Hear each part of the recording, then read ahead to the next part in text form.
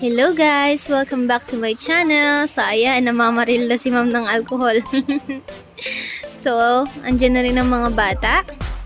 Tara, samahan ninyo ako sa ating panibagong video diary ngayong araw na ito. Stay tuned!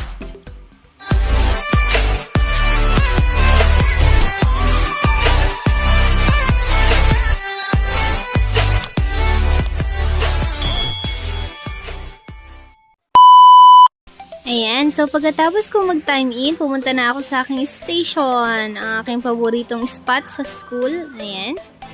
Mag-start na tayo mag-set up para sa ating mga gagawin. So, since wala akong first period sa aking online class, gagawa tayo ngayon ng SF2 o tinatawag nating School Form 2, kung saan dito namin nilalag namin ang mga attendance ng ating mga estudyante. At dahil nga pandemic ngayon, ang gagamitin nating basis for attendance ay ang kanilang pagpasa ng modules.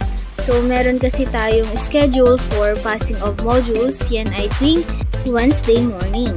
Kung gusto ninyong malaman kung paano kinukompute ang ating School Form 2, mag-upload ako ng isang tutorial ulit this Saturday kung paano mag-input ng data dito sa ating School Form 2 or SF2.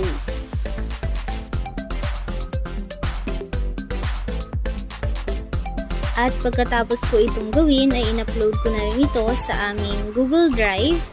Ayan ang aming folder for SF2. Ayan, for reviewing, checking, and passing na rin. Okay, and we're done. So, fast forward na tayo. Nag-online class na rin ako sa section na hawak ko for the afternoon session. Ayan. Then, after school, yung umattend ako ng Thursday service sa Dukit. So, that's it for today, guys. Please like and subscribe my YouTube channel and click the notification bell for more video updates. Thank you and God bless.